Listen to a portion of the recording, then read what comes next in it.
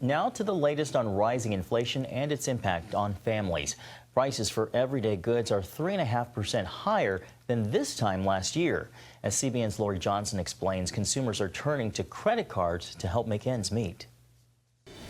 It comes as no surprise to anyone paying for food, rent, or gasoline that prices are higher. With March inflation higher than predicted, there are new doubts on the Fed's goals to lower interest rates.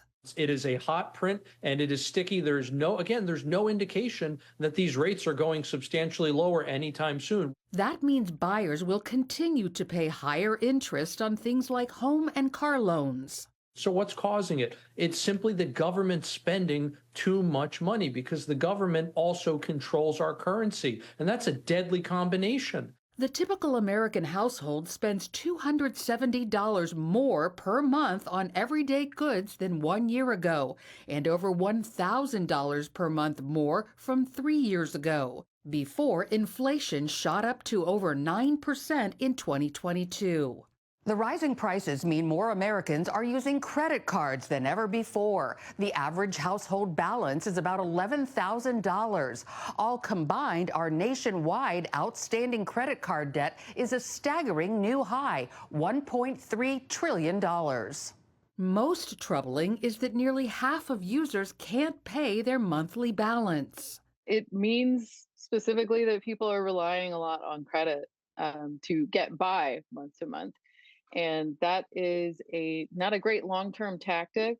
That's because most annual percentage rates hover around 21%. Credit card debt can snowball very quickly because of the interest rates. A recent survey found 1 in 4 Americans feel very stressed about their credit card debt. You can get in over your head very quickly with credit cards. Sometimes you can avoid the pitfalls. You can get a credit card that has a 0% APR on it, and you can do a balance transfer. Or ask for help. Talk to your lenders or your credit card companies.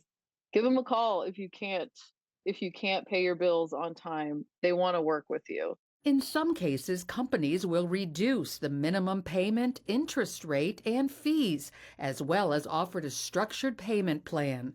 Lori Johnson, CBN News.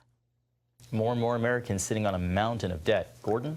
And that mountain is going to really haunt us going forward. And here's sort of a larger economic analysis. The wholesale inflation report came in at 2.1%, which is in line with what the Federal Reserve was talking about, and they were talking actively of 2 rate cuts this year.